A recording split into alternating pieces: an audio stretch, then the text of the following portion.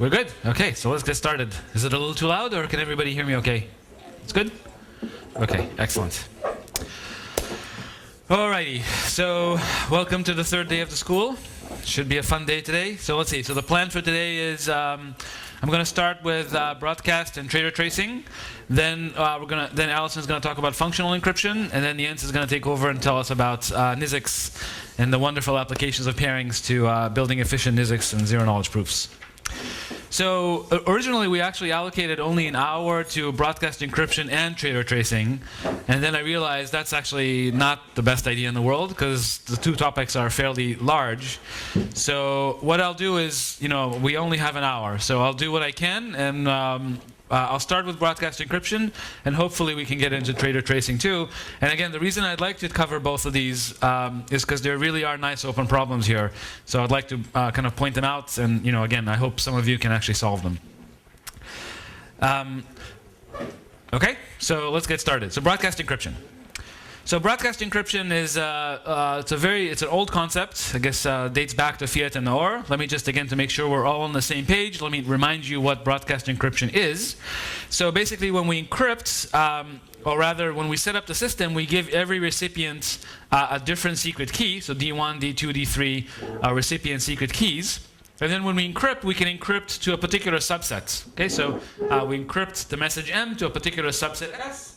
And the idea is that users who are in the recipient set can decrypt, and users who are not in the recipient set cannot decrypt.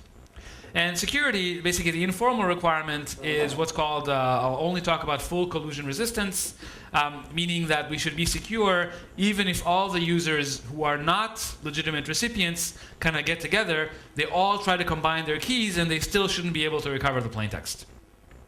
Okay, so the complement of S is the people who are not receiving the message. They should not be able to learn anything about the plaintext. And by the way, I should mention when I talk about broadcast encryption, I'm going to be referring to the stateless settings. So public key, the goal is always to build a public key system, and I'm assuming the recipients are stateless. Okay. So what is a public key encryption system? The syntax is very simple. Basically, there's a setup algorithm that takes the number of users as inputs, and it generates a public key and a master, what I'll call a master secret. Actually, it doesn't need to take that. Well, fine. Let's say it takes the number of users as inputs. Generates a master secret. Then there's a key generation algorithm. So user number 15 comes and says, hey, I want to join the system. So basically, the key generation algorithm will take the master secret and the user ID, number J, and produce a secret key for user number 15. Okay, so kind of users come online. So user number 123 comes online, and he gets his own secret key, and so on and so forth. All right, so we don't generate all the secret keys at once. We can generate them adaptively. And then you can imagine as we encrypt to a particular set. Now, I'll just describe this as a chem. So all I'll say is that the encryption algorithm outputs a ciphertext, and it outputs a key. And the intuition is that this key is going to be used for a symmetric system to encrypt the actual payload. Okay, so we're just describing a chem here. Right, so yeah, so K is used to encrypt the message for the recipient set that's specified to the encryption algorithm. And then there's a decryption algorithm that takes a secret key, the subset of recipients, and the ciphertext, and produces the encryption key so that the recipient can decrypt the payload that's given to it.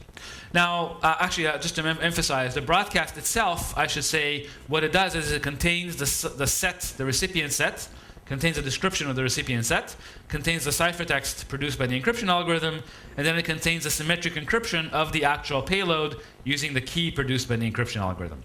Now, I'm slightly cheating here in that you notice that the decryption algorithm is allowed to take the public key as input as well. Okay, so when we talk about secret key size, in some cases, I'm only going to refer to DJ as the secret key, but I am going to allow the decryption algorithm to take the entire public key as part of its input. Okay, and we'll see why that's a technicality in just a minute. We're going to get rid of this actually later on.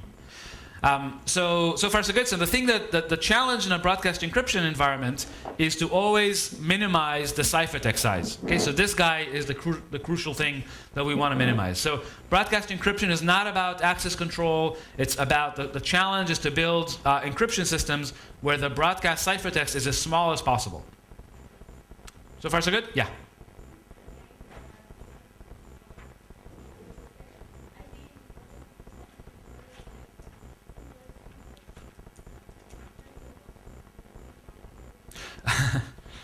We'll get to that actually. Hold that thought. So there is actually a identity-based broadcast encryption. We'll get to that in a minute.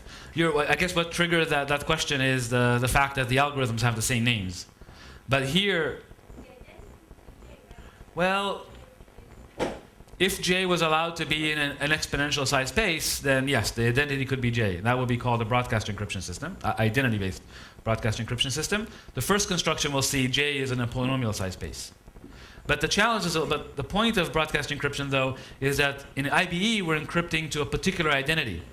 Here we're broadcasting to an arbitrary subset. Somebody was yesterday asking me about IBE that would have arbitrary subsets. Well, that's exactly the difference.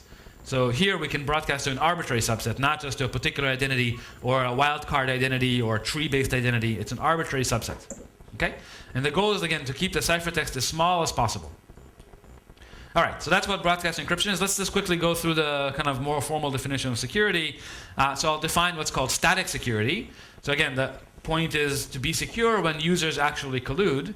So the way security works, the way the definition works is the attacker, because it's what we call static security, the attacker commits to the set that he wants to attack ahead of time. Okay, so he says, hey, I want to attack users in the set S. Then we go ahead and give him all the secret keys of all the users not in the set S. Okay, remember, this is exactly the full collusion resistance property. He gets to see everybody, all the keys that are not in the set S that he wants to attack. Then basically we give him, then we encrypt to the set S. So we generate a ciphertext and the key. Okay, so we just run the encryption algorithm for the set S. And then his goal is basically, we either give him, I guess we also generate a random key, K0, and we give him either the ciphertext and K0 or the ciphertext and K1. So either we give him the correct key or we just give them a truly random key. And his goal is to say whether he got the correct key or not. So far so good? And we say the system is secure as usual if no efficient adversary has non-negligible advantage. So why is this called static security? Again, static security is because the set S is committed to ahead of time. There's also dynamic security for broadcast encryption, where the set S could actually be chosen after the public key is established. It turns out there is actually a very cute reduction. It's in a paper by Gentry and Waters that reduces the adaptive settings to almost the static settings. Not quite the static settings, but something similar to it. But in this talk, I'm going to mostly focus on the static settings because it's easiest to describe constructions for that static settings. All right, so that's the security notion. That yes.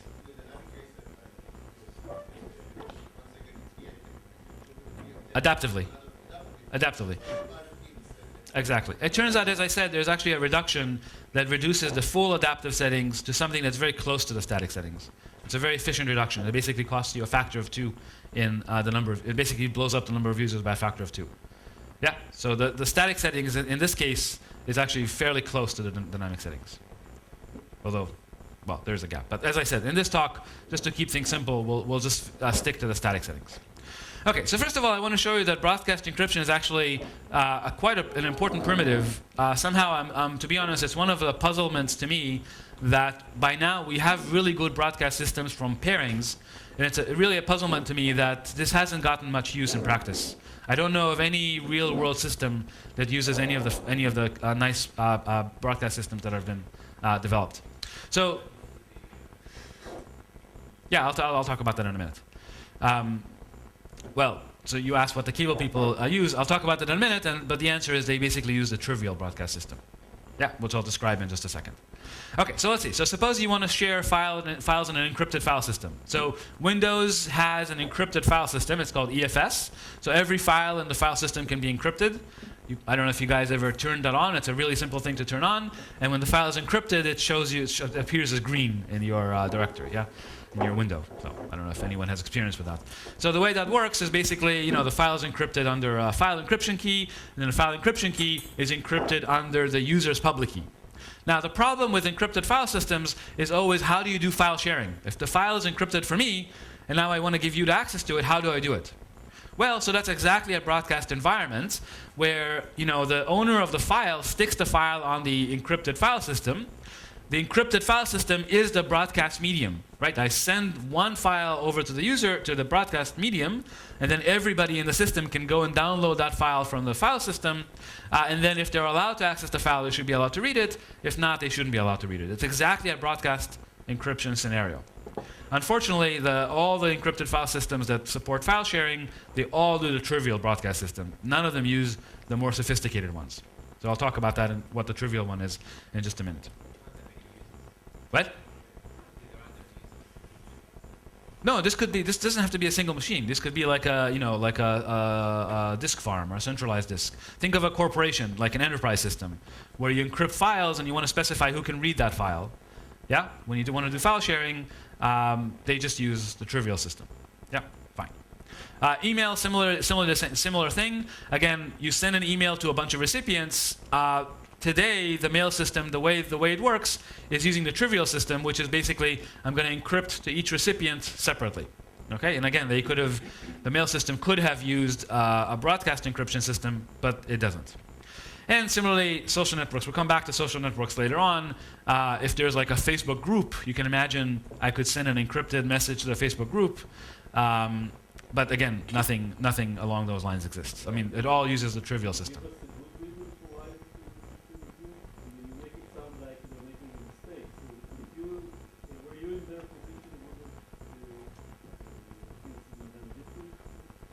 Yeah, for example, in EFS, it would make perfect sense to use a broadcast encryption system. Why don't they? I don't know. I think they don't know that it exists. Yeah. So yeah, I think that's the main reason a lot of crypto doesn't get used, because people aren't aware that it exists. Okay, so let's continue. All right, so it turns out there are a bunch of constructions for broadcast systems.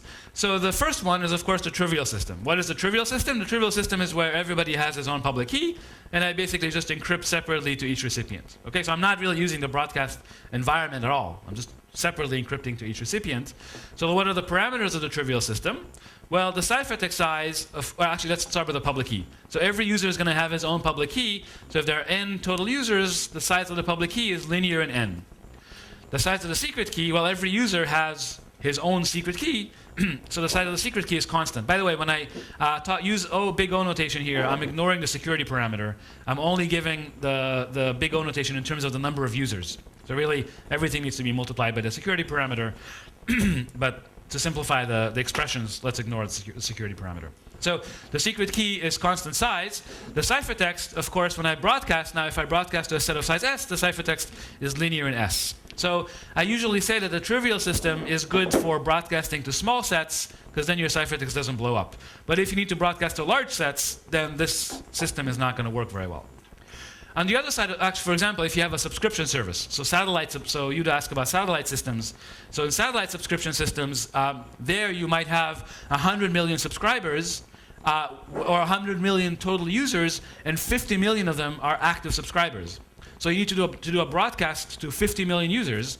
So the trivial system is problematic because it generates very large ciphertext. Nevertheless, satellite environments today all use the trivial system.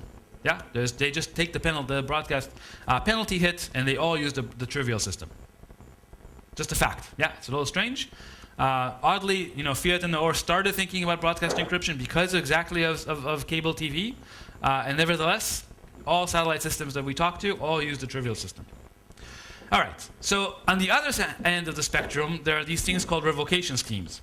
So what are revocation schemes? This is where you want to do a broadcast to a very large number of recipients. In other words, you want to broadcast to everybody except for a small set of recipients. Okay, so everybody except n players, and the classic example here is DVD players. Initially, all DVDs are encrypted for all players, but now if one player gets revoked, you want to broadcast, basically the DVDs will get encrypted to all players except the one player that got revoked. And so there have been many revocation schemes devised for kind of the very, very large broadcast set size, starting with classic work of Nauer and Lotspitz. And there have been many schemes that follow that, some in the combinatorial settings, some in the algebraic settings. And the bottom line is basically you can achieve kind of constant size public key. The secret key would be like logarithmic. And the important thing is the ciphertext size now only grows linearly with the size of the revoked set. Okay, so the more people you revoke, the larger the ciphertext. But as long as the number of revocations is small, the broadcast size is going to be relatively small. So the natural question when you look at this picture, still the natural question is what to do with this whole interval in between here. What do we do if we want to broadcast to n over 2 users out of n? So the question is, can we have a broadcast encryption system where the ciphertext size is constant size? Yeah, seems impossible. Yeah, but the surprise is that in fact it is possible. And so this is the first system I want to tell you about. It's a system by myself, Jim Waters, from 2005, where everything is constant except for the public key. So the public key is still linear size, just like in the trivial system. But the surprise is the ciphertext, no matter how big or small the recipient set is, the ciphertext is always constant size. Now, I want to kind of just talk a little bit about the practicality of this. So somebody usually asks me this question. I'm surprised nobody's asked me this yet. You want to ask me a question? Yes.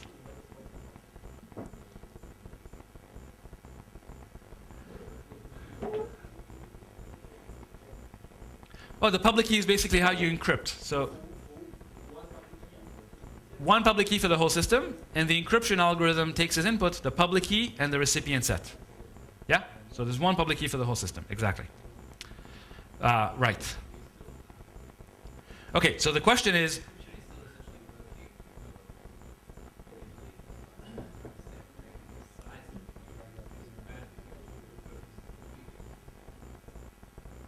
I haven't talked about work yet.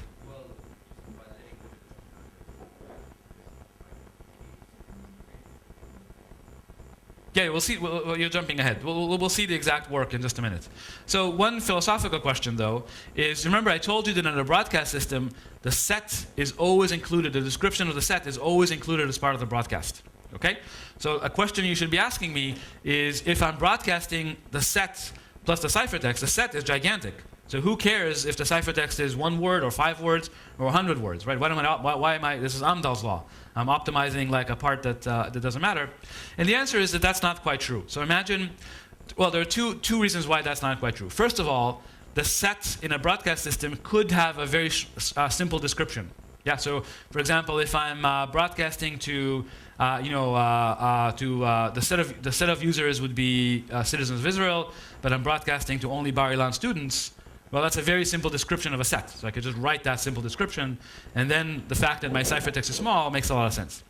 The more important answer is, let's compare this to the trivial system. So in the trivial system, the way the trivial system works is the size of the broadcast. Now I am going to take the security parameter into account.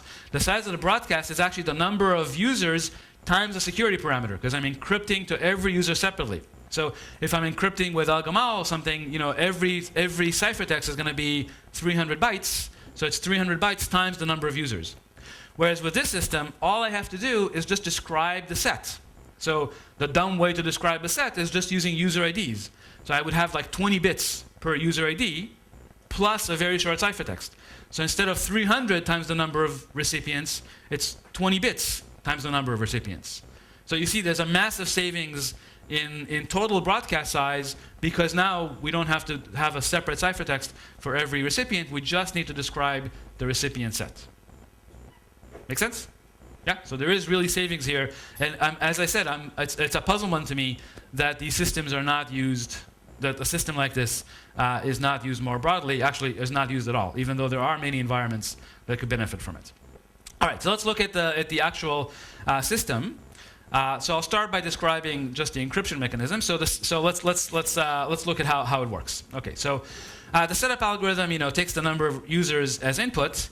So we generate a random generator of our bilinear group, and then we generate 2 secret values. So we generate alpha and a master secret. So 2 secret values.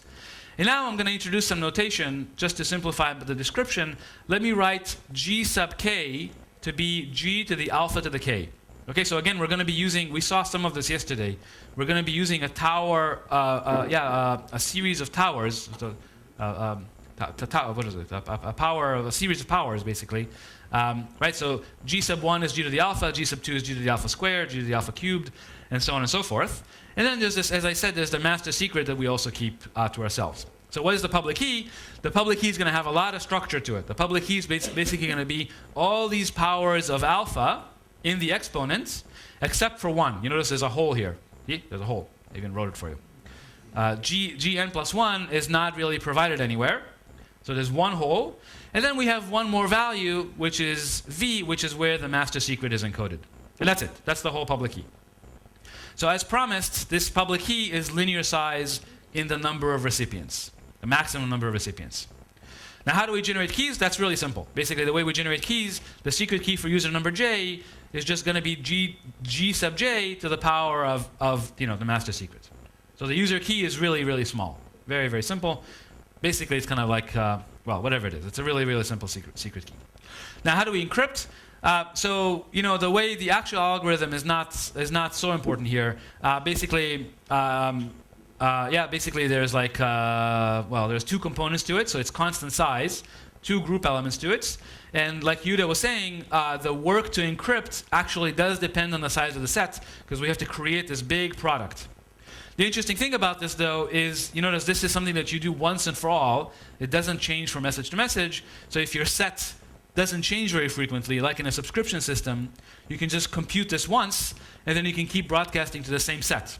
Or, for example, if your set doesn't change by much, for example, again, it's a subscription system. So a few people get added every day, a few people get removed every day. You can kind of compute this product once, and then if someone gets removed, you just divide the product by his g. If someone gets added, you just multiply the product by his g. Yeah, so if the set only changes by small increments, this product doesn't have to be recomputed. It can just be adjusted as the set changes. All right, so encryption is, as you can see, is a fairly simple process to describe, and in reality, it's again a fairly simple thing to actually compute. And then the key that you use to encrypt, again, is just pairing of Gn and G1.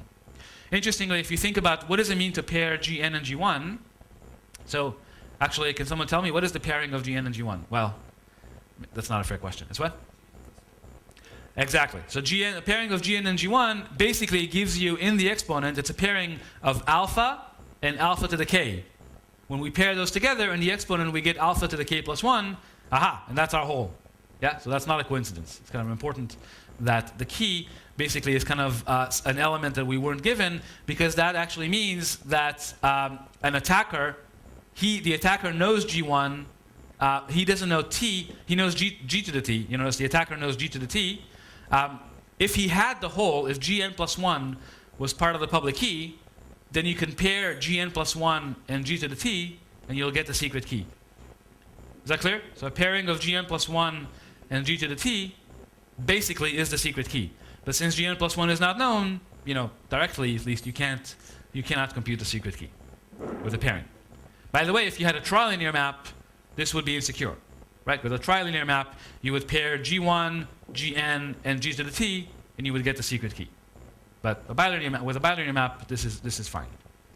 So far, so good. Everybody's with me? Okay, so that's how encryption works. Whole.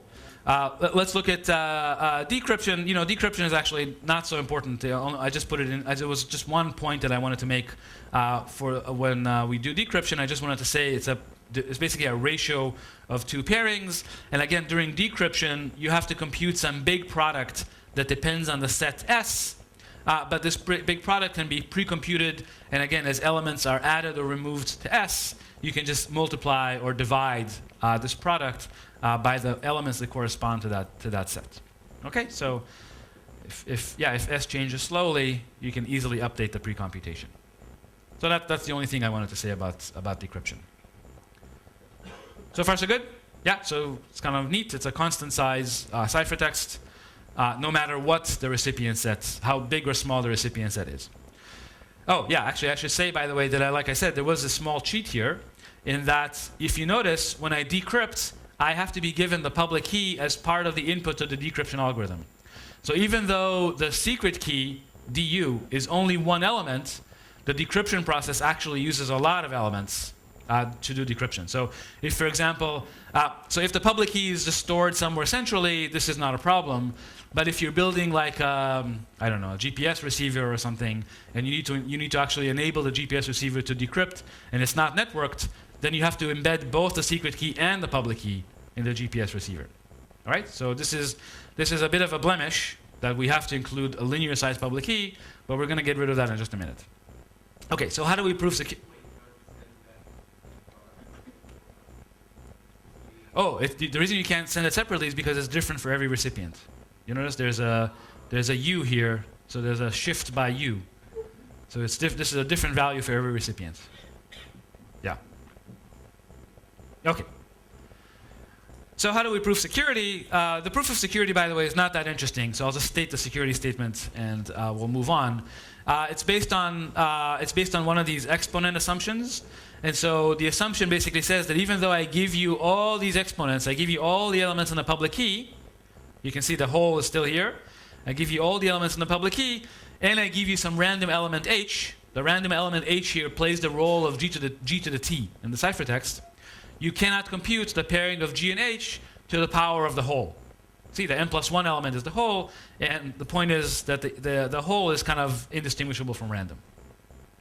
So far, so good. So again, this is one of these assumptions that holds. This is a special case of the master assumption, and as far as we know, this is a fine assumption in bilinear groups. All right. So that's where we are. That's so this is a system from 2005, and we're going to improve on it in just a minute. But before that, I want to tell you about all the work that's happened since. So very briefly, I'm actually condensing a lot of very, very elegant work into one slide. So let me just tell you what's happened since.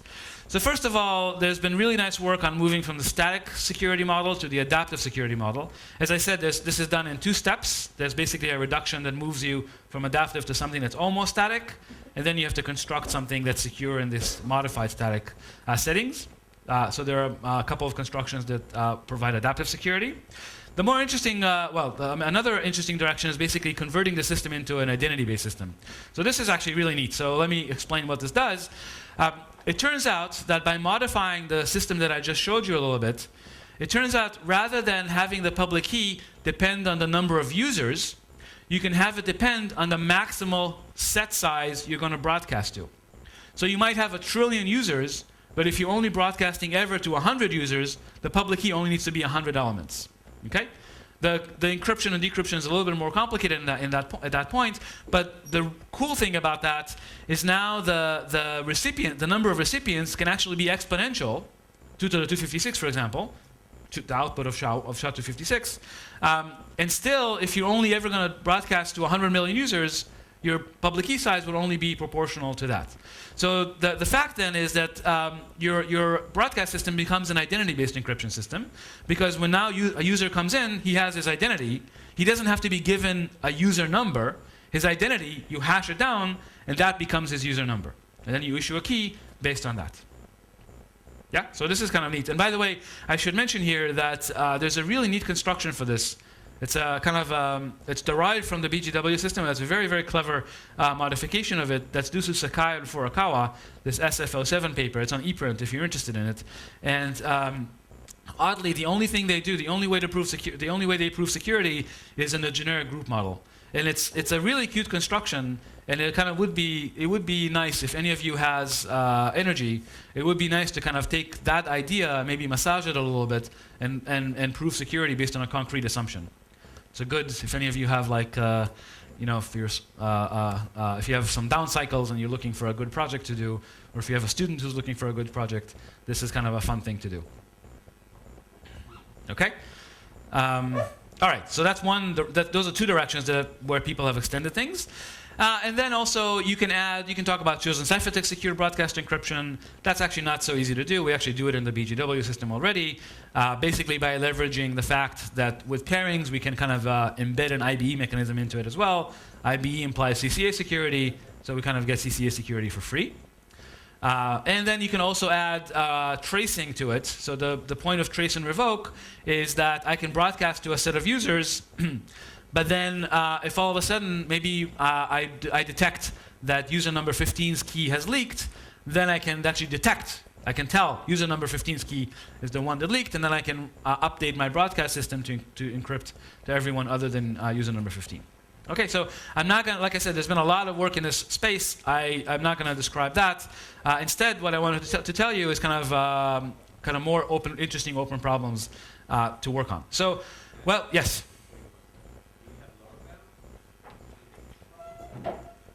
Well, I mean, you could do it with constants. No, we don't have lower bounds. You can achieve. Well, I'm going to show you. Well, we're going to get rid of that in just a second. Just hang on, and we'll get rid of that.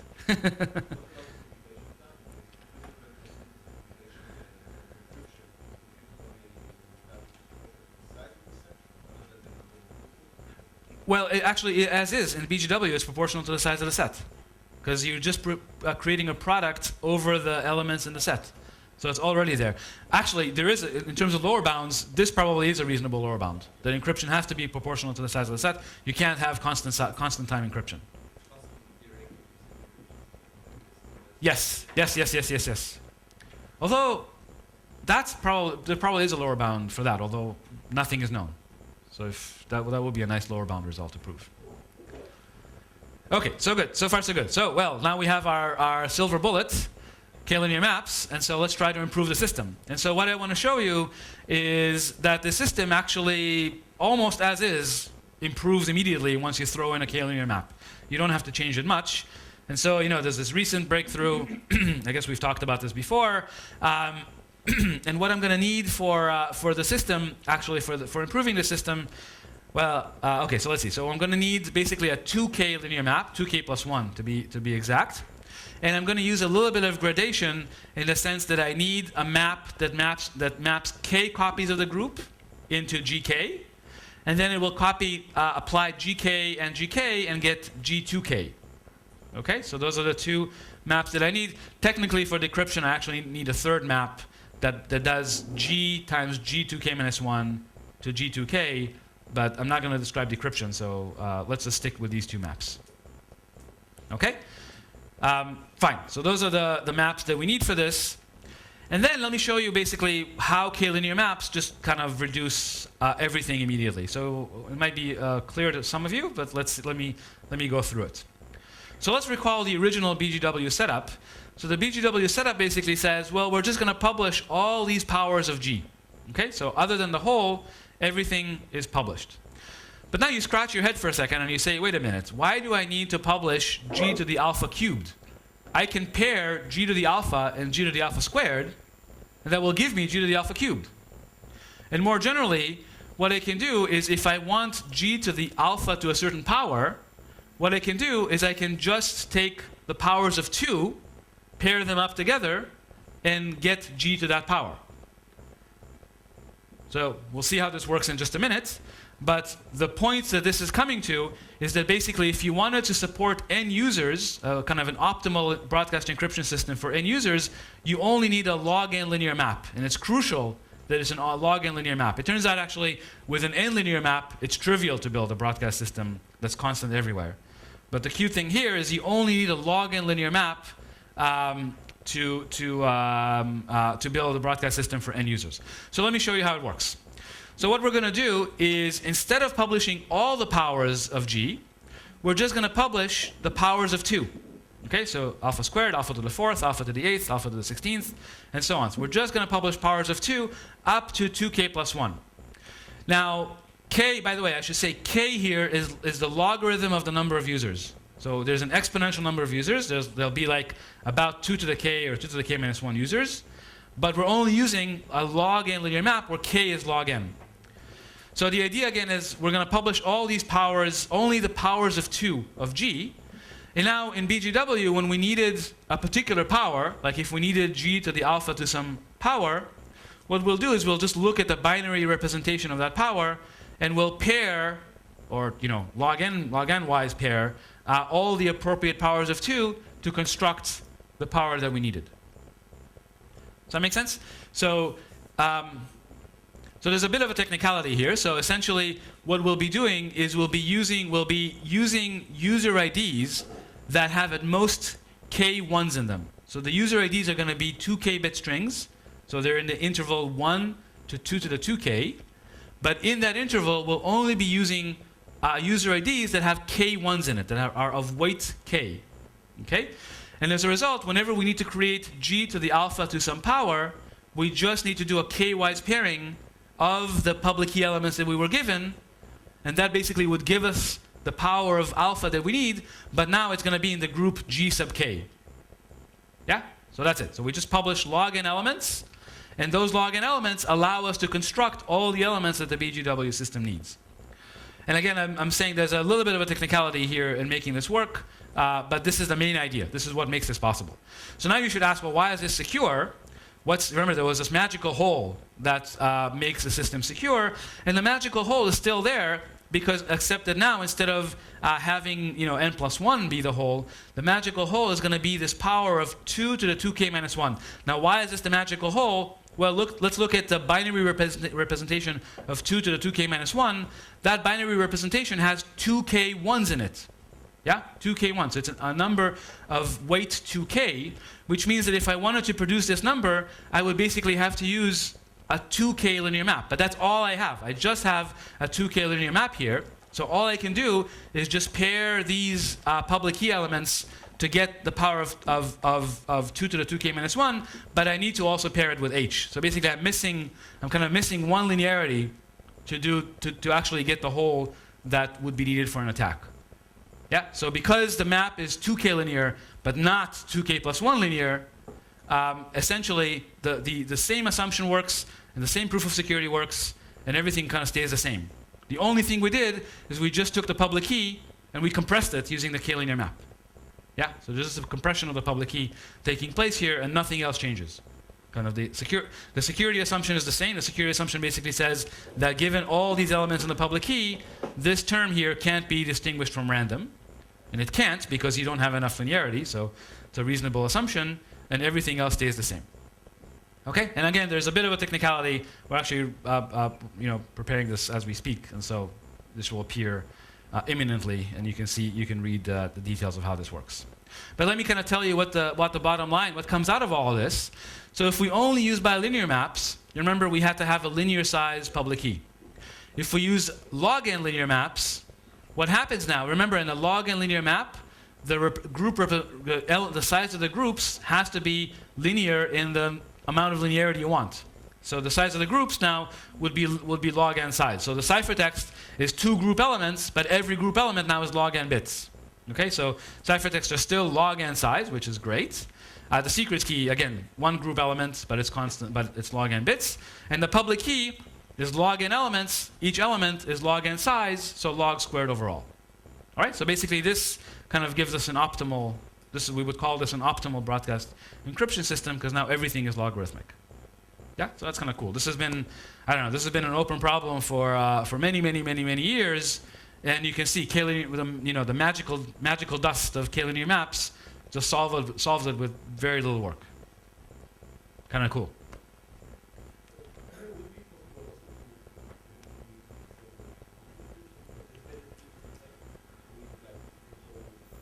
No, that's an information theoretic bound, right? If you remove the set description, so here's the problem. If you remove the set description from the ciphertext and you shrink the ciphertext below the entropy of the set description, that means that 2 different sets will have the same ciphertext. But then people who are not in the recipient set will be able to decrypt the ciphertext. So there's an information theoretic bound that says at least you have to have log n bits to describe the set. N bits to describe the set.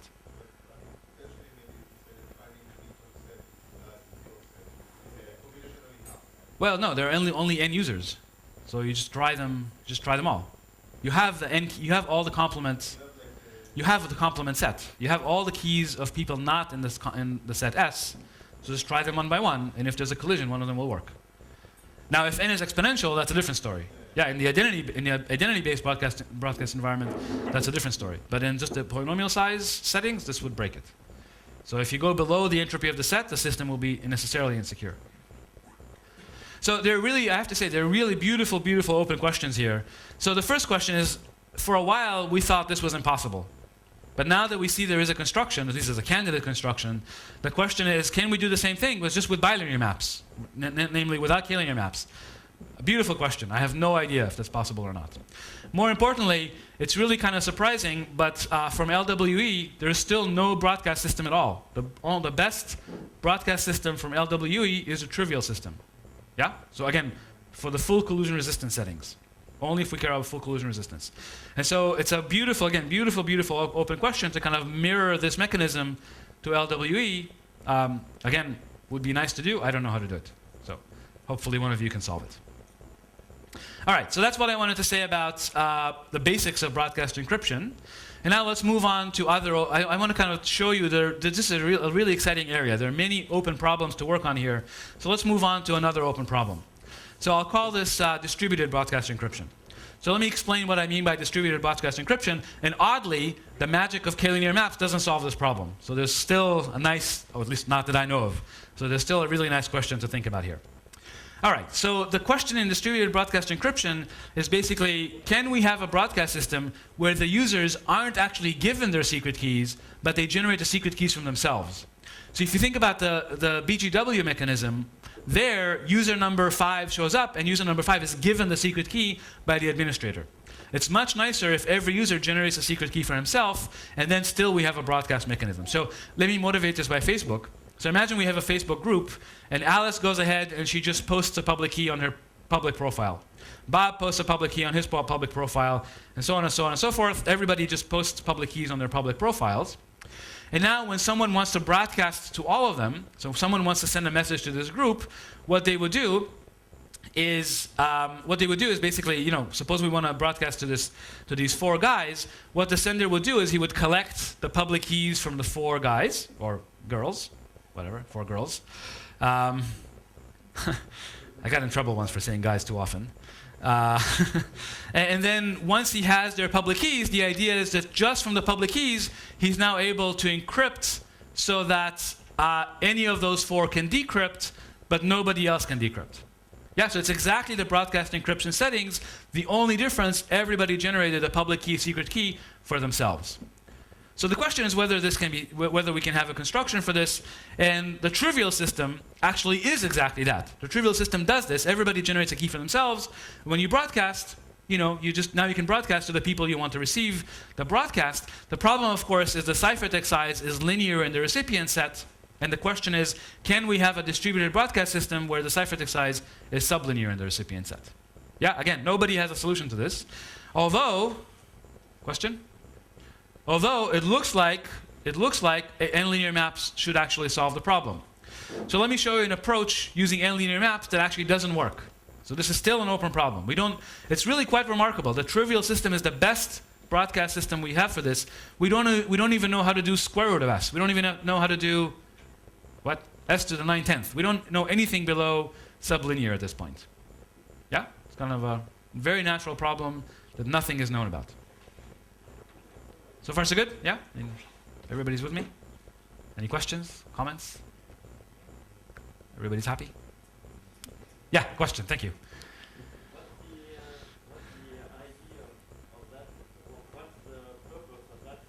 Since you're basically you have to put it on Facebook, or you have to have it certified so that the sender can use it. So what's the difference between have your publicly certified and obtaining your secret key from Excellent question. So what you're asking is, why do we want to generate our own public keys? We're going to post it on Facebook. By the way, in the modern world, posting something on your public profile on Facebook is just equivalent to certifying it by a CA. We know now that both are roughly equivalently secure. Yeah. So what you're asking, though, is why not have Facebook generate the public key, secret key for you? And the answer is obvious, that Facebook could read your messages if they were the ones generating the secret key. It'd be nicer if you generated the secret key for yourself, so there is no trusted party in the system at all. Yeah? Yeah, but okay. But now if you get into active attacks, you know, now they're detectable, and I mean, active attacks in this environment, it's a whole other can of worms. So you can tell that Facebook is cheating you. That's a harder attack for Facebook to do.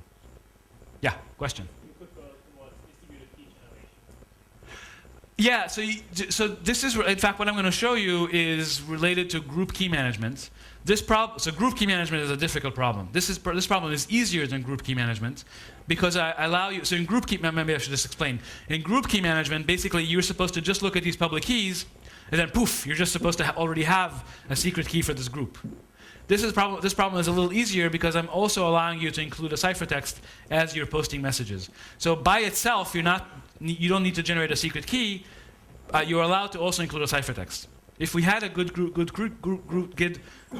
group key management system, the ciphertext basically would be the empty string. Okay.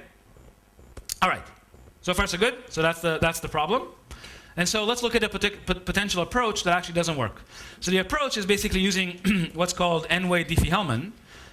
So let me explain what n-way Diffie-Hellman is and see how it applies to this problem. So what is an n-way Diffie-Hellman scheme? So n-way Diffie-Hellman basically means we want to do non-interactive key exchange among n parties. So we're going to abstract the standard Diffie-Hellman scheme, and so we'll say it's a pair of algorithms, F and G. So F is an algorithm that goes from a certain nonce space, from R, to a certain set Y. And G is an algorithm that goes from a nonce space and n-1 copies of Y into a key space. Okay, two algorithms, F and G. And I hope you can kind of see where this is headed. So basically, every user is going to choose his own nonce, R1, R2, up to Rn. They're going to post the nonce on their Facebook page. So f of R1, f of R2. So in the Diffie-Hellman world, this will just be exponentiation. F is just exponentiation. And then the function g has this property that if I take n-1 posted values and one secret value, and I apply the function g to it, so here you can see g is being applied to Ri, and then all the f's except f of Ri. The hat means remove. Yeah, so everything except f of Ri. So it's being applied to Ri, and then n-1 elements in Y. And what you get out of that is a key that's independent of which Ri you removed. So the key is just a function of R1 to Rn, and it's the same key no matter if you removed R1 or R5 or R17. So you can see this is a generalization of two-way Diffie-Hellman. Two-way Diffie-Hellman is basically when n is equal to 2. And what is a security requirement? Security requirement basically is kind of this generalized DDH assumption that says that basically if all you're given is FR1 to FRN, then the key derived from R1 to Rn is uniform in K. So again, it's a very abstract way of looking at n-way Diffie-Hellman. And it's been an open problem for a long time to try and build these sort of things. So for n equals 2 users, that's standard Diffie-Hellman.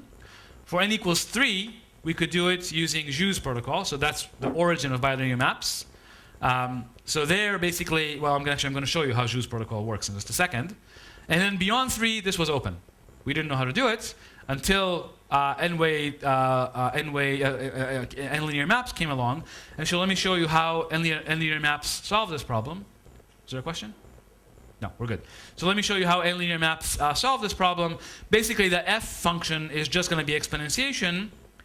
And the g function, actually the shared key, is just going to be an n-1 linear map applied to all the g's raised to the power of the product of all the n's. So for n-way Diffie-Hellman, we need an n-1 linear map. Okay, so 3-way Diffie-Hellman, we need a bilinear map. 2-way Diffie-Hellman, we need a 1 linear map. 1 linear map is nothing. Yeah.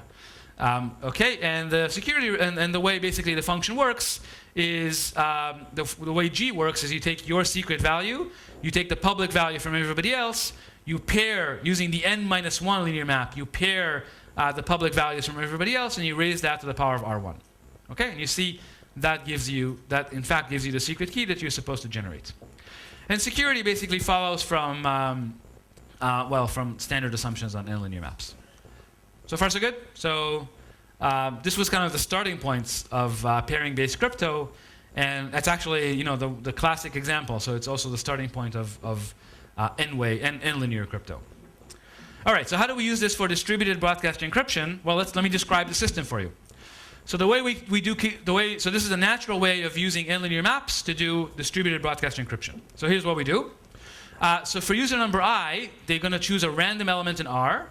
And the public key is just going to be f of this random element, namely g to the ski. All right? Now, so far so good? So everybody generated a public-private key pair for themselves. Fine. How do we encrypt? So if I want to encrypt to a particular set, what I'll do is I'll just generate a phantom element, a phantom user. So I'm just going to generate a random R and publish f of R. Yeah, so it's a phantom user that I created. And then I'm going to do basically key generation on these 4 elements, on these four users. So the 3 real users I want to broadcast to, plus the 1 phantom element.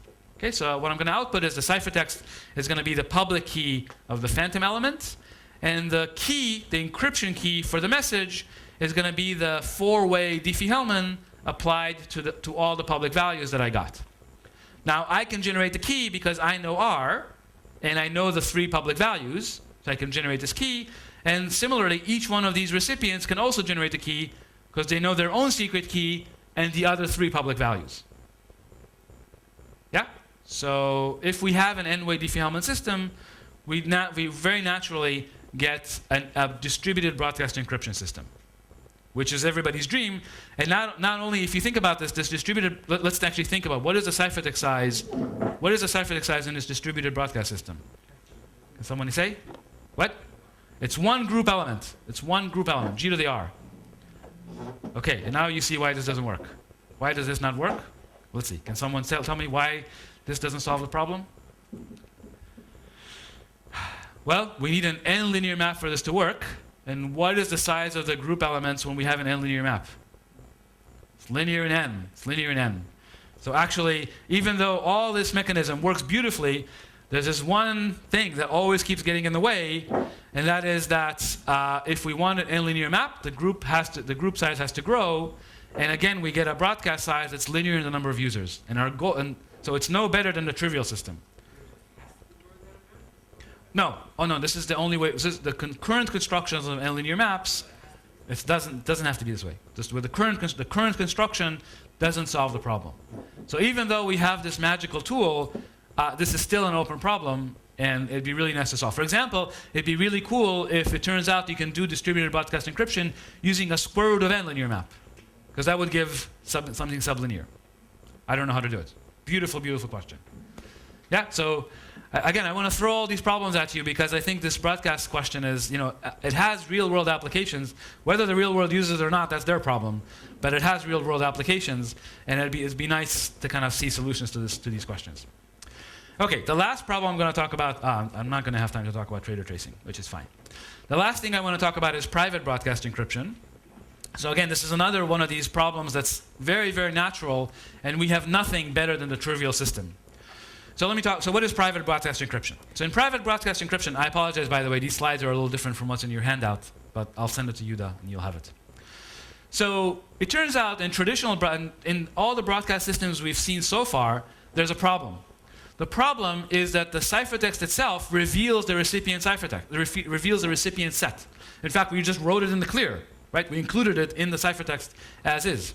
It turns out that actually is a privacy violation in a lot of settings. So for example, if you implemented broadcast encryption in EFS, actually EFS implements broadcast encryption, the trivial broadcast encryption, and it's actually really easy to look on disk and you can see exactly which users have access to which files. Yeah, it's kind of interesting. This is a privacy violation, and by the way, the reason that's true is because they use RSA for encrypting file encryption keys, and RSA is not an anonymous public key system. So just looking at the ciphertext, you can tell which users are the ones that are allowed to have access to that file, which in principle shouldn't leak. If they were encrypting using an anonymous public key system, looking at the public key, at the ciphertext would tell you nothing about who the recipients are. Yeah, so it's another mistake that's done in these encrypted file systems. Okay, so a bigger problem though is BCC in email. So let me explain the problem. So when you send an email today, if you want to send an encrypted email, you use any of the S-MIME standards to send an encrypted email, the way the system works is it uses a trivial system. Yeah, it will encrypt separately to each recipient. Now, you might have BCC recipients, and still the system will encrypt separately to each BCC recipient, and it sends the whole blob over to all the recipients. So what does that mean? That means that when I receive an email that's encrypted and intended for a bunch of people, I can look in the blob and see exactly who the recipients were, including the BCC recipients. Yeah? So that's not cool. That's not supposed to leak. But the minute you turn on encryption, it does leak. So this was actually a bug in...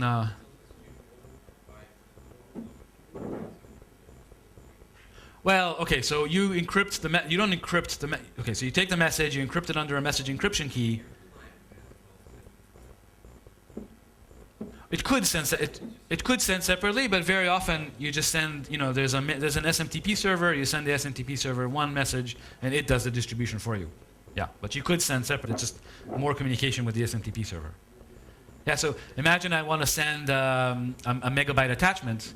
You would have to upload to the SMTP server a megabyte file 5 times. No, you're encrypting it under a message encryption key, and then you're encrypting the message encryption key under 20 people.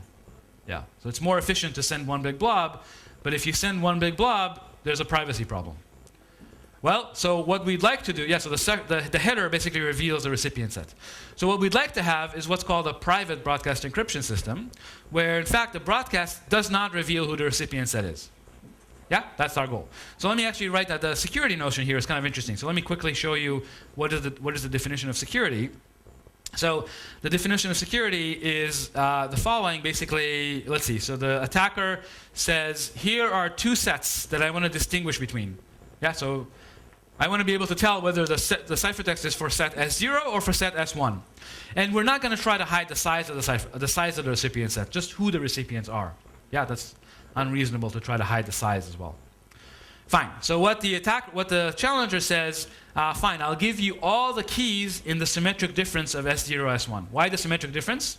Actually, the complement of the symmetric difference.